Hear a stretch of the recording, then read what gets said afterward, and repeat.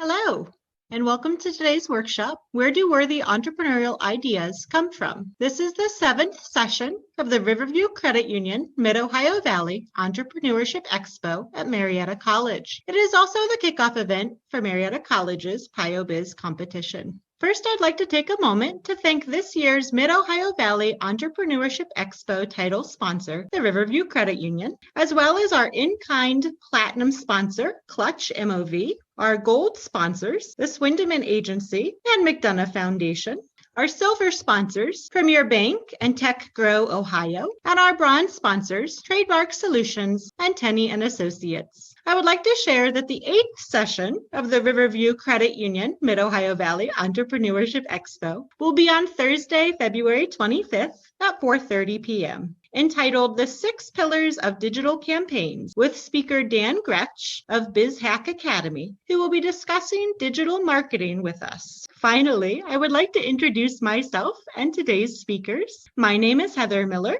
I'm an adjunct faculty member here at Marietta College, and I'm assisting in the entrepreneurship program this spring. I am joined by Dr. Jacqueline Khorassani and Faith Knutson. Dr. Khorassani is a professor of economics and entrepreneurship and the director of the entrepreneurship program at Marietta College. Besides teaching a variety of courses in economics and entrepreneurship at the college, Jackie has also lectured in China, Brazil, and Ireland. She has published and presented papers at national and international journals and conferences. Jackie holds a bachelor's degree in public relations and social affairs and both a master's degree and a PhD in economics. Ms. Knutson is the director of social enterprise and innovation at Ohio University's Voinovich School. In that capacity, Faith directs the federally funded Social Enterprise Ecosystem Project and lectures on entrepreneurship and venture development in the U.S. and abroad. Besides serving on the advisory board of the entrepreneurship program at Marietta College, Faith also advises on the boards of 3 regional social enterprises. Previously, she worked for 12 years in an executive role at SunPower. Her early career in international development began with a tour as a Peace Corps volunteer in Central Africa and segued into international consulting. Faith holds a bachelor's degree from Oberlin College and a master's degree from Ohio University. Welcome to Jackie and Faith.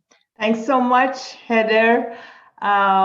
It's really refreshing for someone else to start this event, and so wonderful job. I want to get started by talking a little bit about PioBiz Competition and what it is and maybe what it's not. First of all, what I say here, most of it you can find and maybe more online at marietta.edu/PioBiz. So feel free to check that website and find more information. It's a business startup competition with final award of up to $10,000. Now, this competition is loosely sequential. The first round is the one that's coming up in March. So the deadline to register is March 1st, and the competition day is March 11th. Competitors have 3 minutes to talk about their product and pitch their product, and then 3 minutes to spend in Q&A with the judges. Top awards here are somewhere between $100 to $190. If you're here because you want to gather information about Junior PioBiz, know that the awards and some other small details are different, but Junior PioBiz in general, the format of the competition is exactly like round 1 of a PioBiz competition. But if you want, again, more information, please check out the website marietta.edu/jr-PioBiz. Round 2 of the competition is coming up in April. The awards are a little bit more substantial. It's called the Proof of Concept round of the competition. We will also have a workshop way before that competition. Actually, it's going to be in March, our workshop that discusses what we mean by proof of concept and what's expected. And then the last round is the $10,000 round. Now that's the serious round. It's called business plan round. So you have to develop a full business plan and present it to judges and everybody else. So, but that round of competition this year is scheduled for fall 2021. You have a whole summer to work on your business plan. And again, we can help you. We have courses for that and we have workshops for that. We are here to help you succeed regardless of your background. Now, who can compete? That's also defined very generously. Any full-time, current, or recently graduated Marietta College student, and by recent graduates, we mean the last 3 semesters. If you graduated during those last 3 semesters, you qualify to compete in PioBiz competition. Teams may have up to 5 members. Now, here's the catch. Even if you're not Marietta College student, you can compete in PioBiz as long as at least one of your team members is Marietta College student or recent grad. One Marietta College recent grad or current student is enough to qualify you to compete in PioBiz competition. There is another catch, and that's the fact that we want our students to actually be the presenters. Only the MC members of a team can be the team leaders and they can make presentations. So the actual pitch has to take place by an MC family member, MC student, or recent grad. But during the Q&A with the judges, non-MC members of a team also can answer questions. And only the awards directly are paid to the MC members of a team or team leader, basically. So if a team has 5 members, the leader is going to receive the award check and then they can decide what they do with it. Hopefully there's not going to be any fights or anything, right? We don't want that. It's just, it makes our job easier. Instead of cutting 5 different checks, we just cut 1 check. And each team can enter the competition with up to 3 different business ideas. Lots of opportunities there. What is problem solution? Where did we come up with this whole idea of problem solution? Products and services are developed to solve problems. When people buy products, they're actually buying solutions. And when you have customers, you have a business. And if you have a cool idea, but no customers, then you have just a cool idea, not a business, just a cool idea. So finding a problem that has no solution also is not a good thing. So don't go there looking for, oh my God, nobody has solved this problem. Because it may be that that problem is not substantial enough to demand a solution. People complain about a lot of stuff, this and that. Do they really want to solve that problem? Will they really pay something to buy a solution for that problem? Maybe, maybe not. Some problems, nobody wants to buy a solution to those problems. So we have to be careful to make sure that we have identified problems that the solution to which is something that people are interested, and people are interested to actually buy those solutions. So that's why we call this round of competition problem solution. We want you to focus on what kind of problem does your product solve, and who are these people that you're solving this problem for, and are they really willing to buy your solution? Right? These are important things.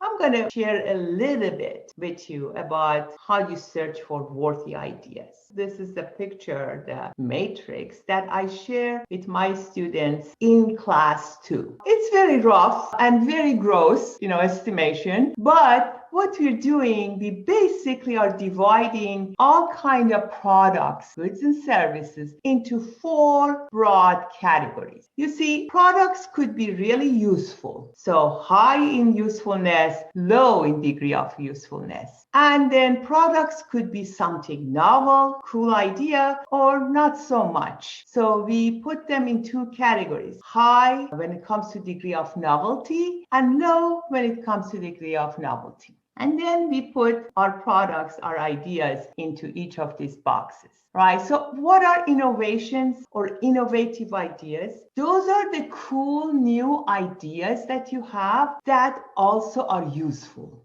People are willing to pay to buy those products. So that's gonna fit in here. Now, what is invention? Well, invention is a cool idea, novel, cool idea, but maybe not so useful. So that's how we distinguish between what is invention and what is innovation. And then you may come up with a product that you basically have improved, slight improvement in some other product. So it's not really, the idea is not very novel, but it's very useful. So that comes in this category, improvement, lower left. And then lower right is irrelevant ideas. You don't want to be there because these are the ideas that not cool, not new, not, nothing. It's just, and then they're not even useful. So you don't want to be there. So you want your products and services either fall in this category of innovation or in the category of improvement. You want to avoid products that are just cool but nobody wants, and products that are totally irrelevant. So worthy this, not so worthy that. I'm going to just give you a few examples. Let's just practice. What do I mean by what is worthy and what's not? Remember, we're looking for products that either fall in the top left box or the bottom left box of this matrix. So here is one, and here's another one. So let's talk about both of these. Where do they fit? Innovation, invention, improvement, irrelevant.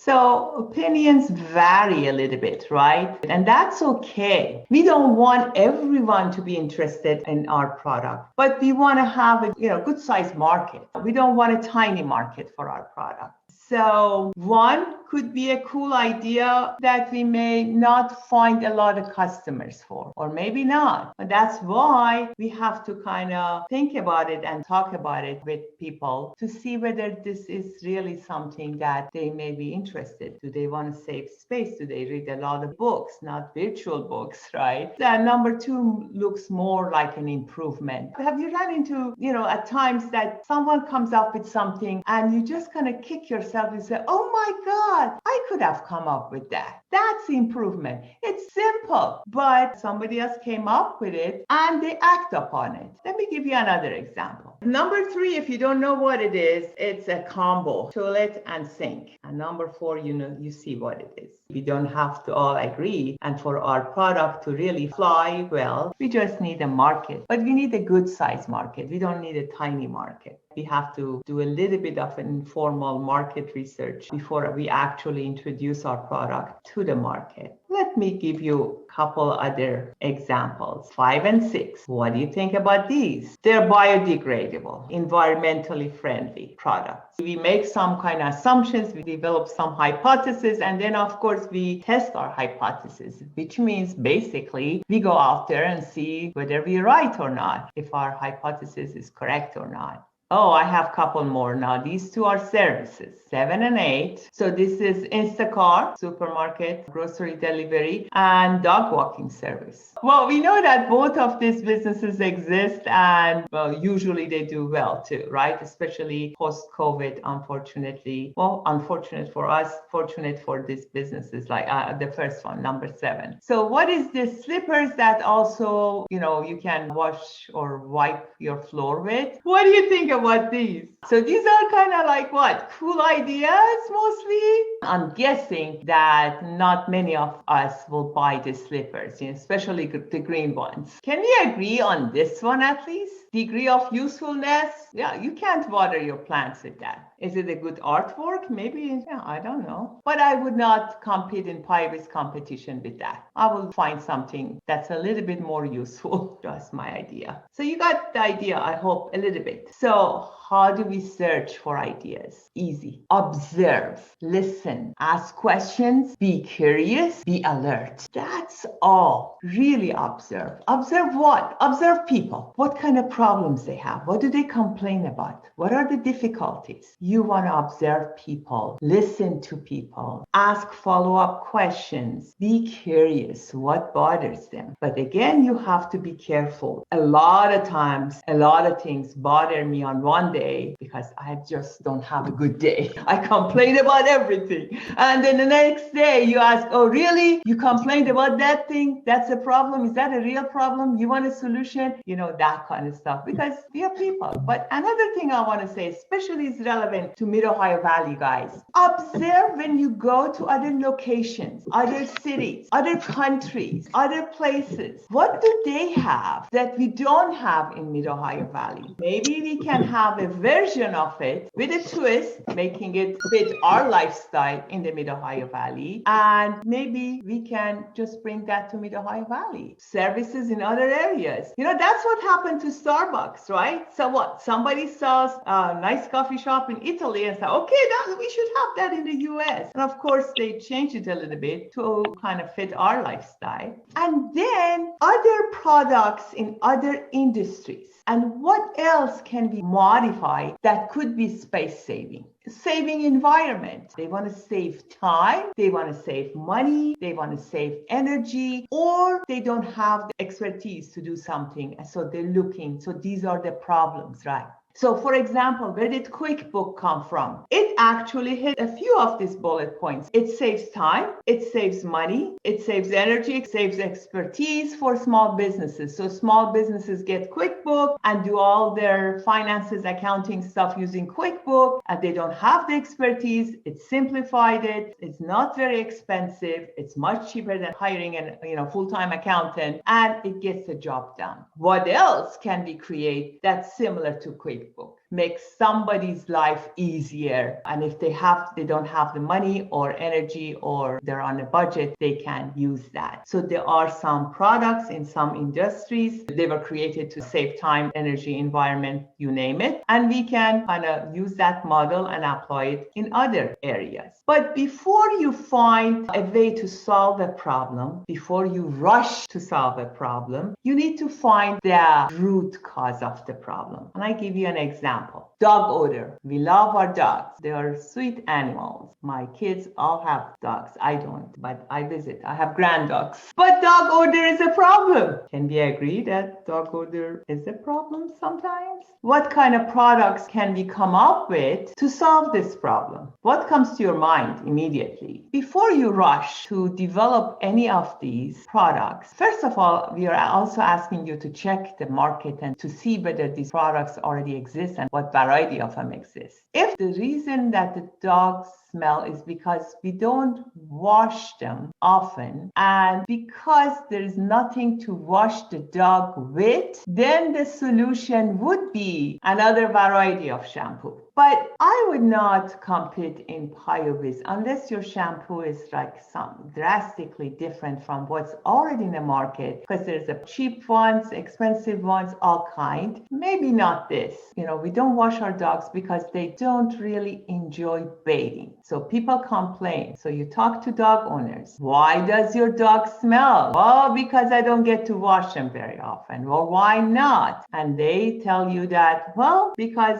he just always acts up. He doesn't like water. He doesn't like bathing. Then that's a different problem and requires a different solution. How would you solve this one if that was the problem? So you have to know the root of the problem. And what if? So you're again talking to dog owners, right? You want to find the right product for the right root cause of the problem. And they tell you, you know what? It's because dog hair clogs the bathroom. And that's why we don't bathe our dog very often. Well, for that, you will have a different solution, right? Different product. What would that be? So again, if this is the root cause of the problem, then your solution is totally not a shampoo or deodorant, but it's something else, a strainer or something that you can use to solve this problem. Or maybe when you talk to dog owners and say, well, last time I bathed my dog was 4 weeks ago, it just takes too much time. That is the root cause of problem. How do you solve that one? But what about this one? So if you want to quickly come up with a product that solves this problem, where are you going to go with it? That's when you have to talk to people, to dog owners, to find which one of these four is most likely candidate for the root cause of the problem. And so that increases the potential to succeed with your product.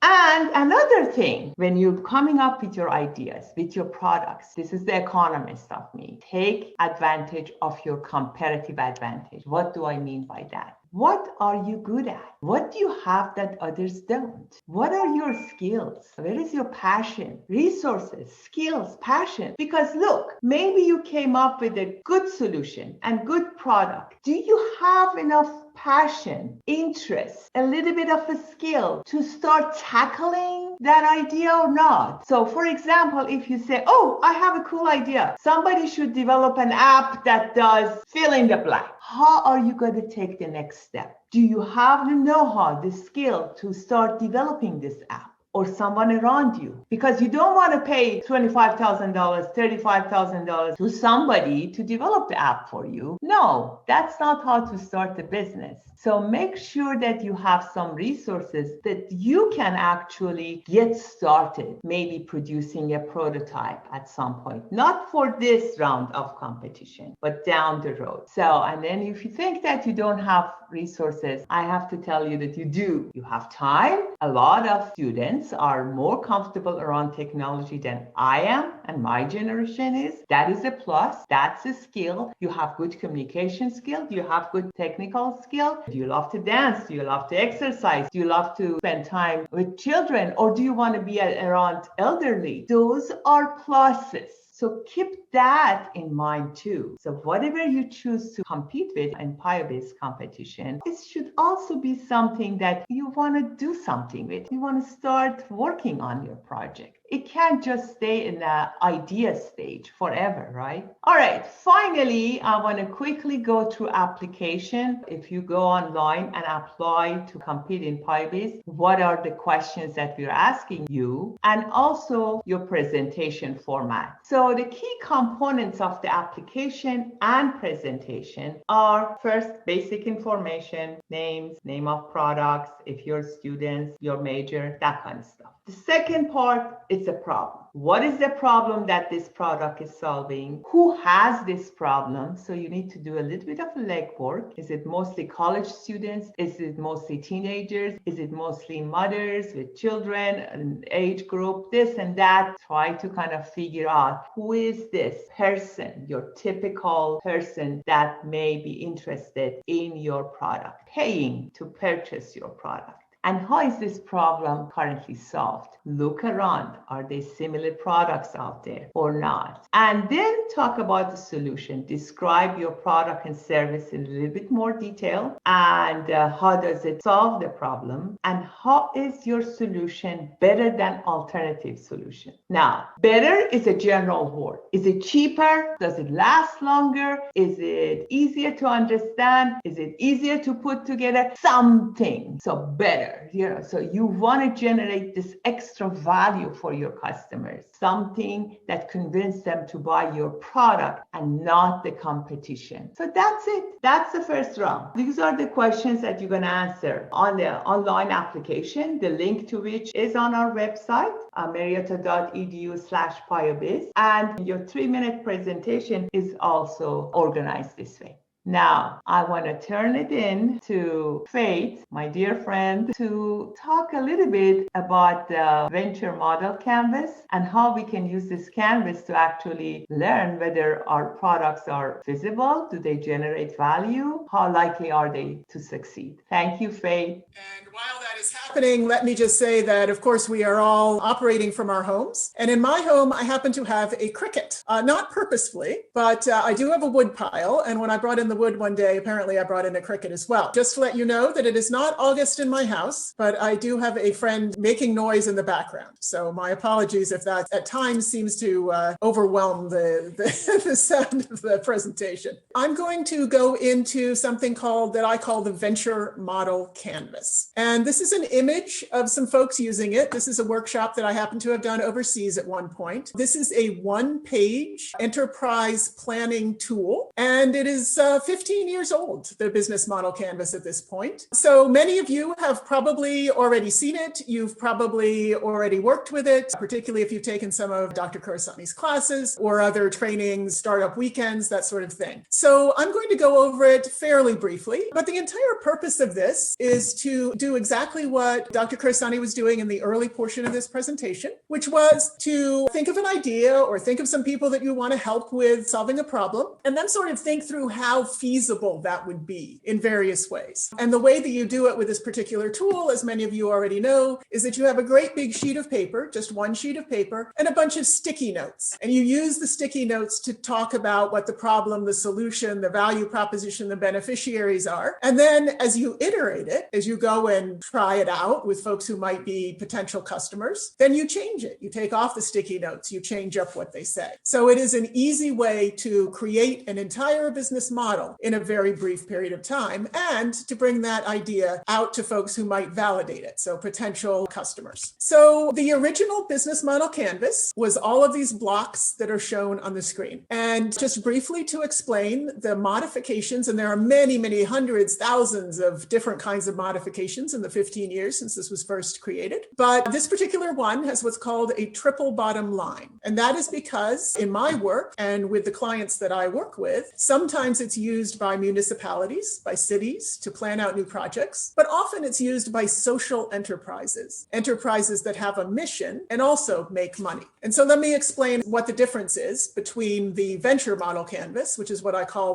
the iteration that we use, and the business model canvas. So originally, the business model canvas was very much about money in and money out, about a for-profit business. And we wanted to make one, again, for the public sector and for nonprofits, for social enterprises. So we changed this central portion here, this block, from value proposition to social value proposition. And we changed customers in a for-profit circumstance to beneficiaries. And most importantly, however, we added what we call the triple bottom line: people, planet, and profit. So we still had the money in and the money out, which are at the bottom on the left and the right. And we also talked about social and environmental costs and benefits. What I'm going to do, particularly for those who may not have seen this model before, is to go through with an enterprise to show you from beginning to end fairly rapidly how this is done. So you start in the very center with the value and the problem solution that Dr. Khorassani was talking about. And you also think about your beneficiaries. Who has the problem? Who would like the solution? How do they want that solution couched? And what is the value to them? So in this particular example, this was actually in one of my workshops that I did overseas, but it could be certainly in the United States as well. The problem that was seen by this particular community, that there was serious human impact on a rural area that was very arid. It was actually Ethiopia, but it could be in the West in the United States. And the human impact on that arid rural environment was quite severe and was increasing the environmental degradation. So that's a huge problem. Obviously, there are many, many different kinds of solutions that have to be effected to make any change in that problem. These particular innovators had one very specific and small-ish solution, and that was that they wanted to create a mobile educational unit that they were going to bring from rural school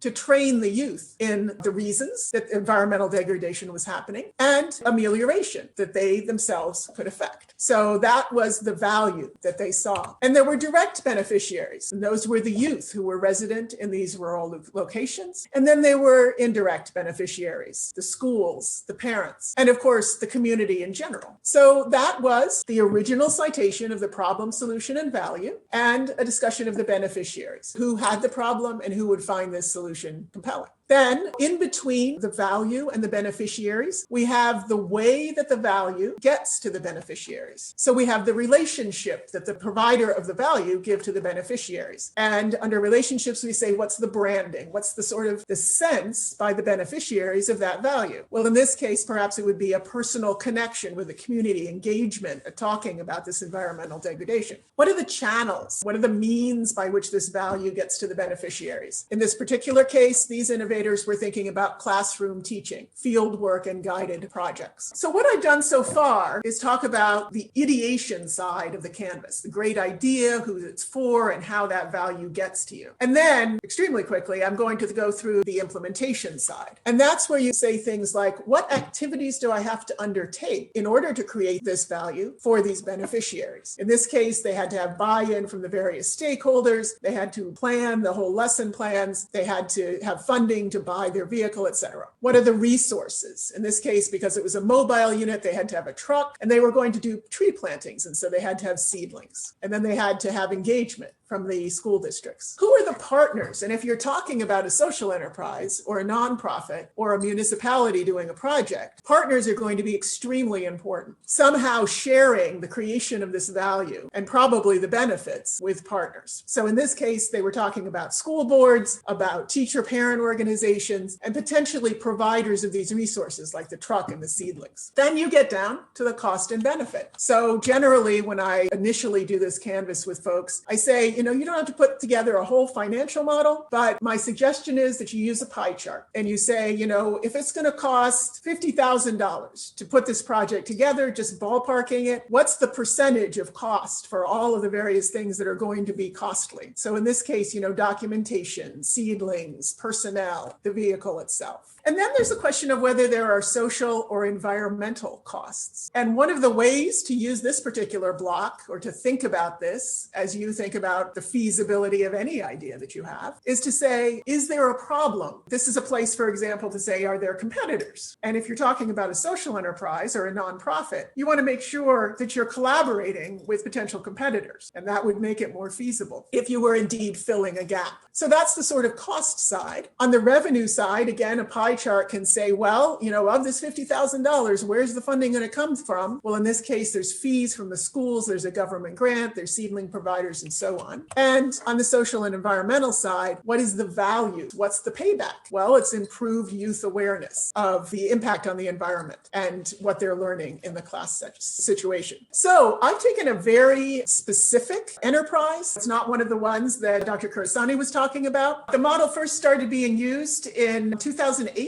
So it was developed in California. It was iterated there by folks who were working in the tech sector in Silicon Valley. And it became a part of the curriculum at Stanford at first. And then it was the topic of a book. And it was seized upon by the sort of entrepreneurial community. And eventually it became part of a federal program, the I-Corps. There's a 10-week intensive program for folks who are bringing usually technology businesses into reality. And then, as I said, there's thousands and thousands of models that have been innovated and created upon this. Some of them quite a bit more complex than this. So that was the example of the canvas. So, again, the place to start is at the middle. So, when you come up with that brilliant idea, I have a mobile dog washing unit. So what problem does that solve? Well, it solves the problem of, people who don't have time to wash their dog and their dog stinks. So that's reasonable. And then how do you brand it? How do you get that value to people? How much does it cost? You start with that nexus, the thing you have, the value, and talk about who has the problem that solution, that value solves. And then down from the operations, costs are generated, and from the value derives benefit. The problem solution round of competition is a lot simpler. You don't have to present the whole canvas, but definitely looking ahead, thinking about who is interested in your product and what kind of extra value, what is that value that you're creating for these people. This is really important because at some point you have to really think seriously about it. And judges will ask questions. It's good to be prepared, even though you're not making presentation,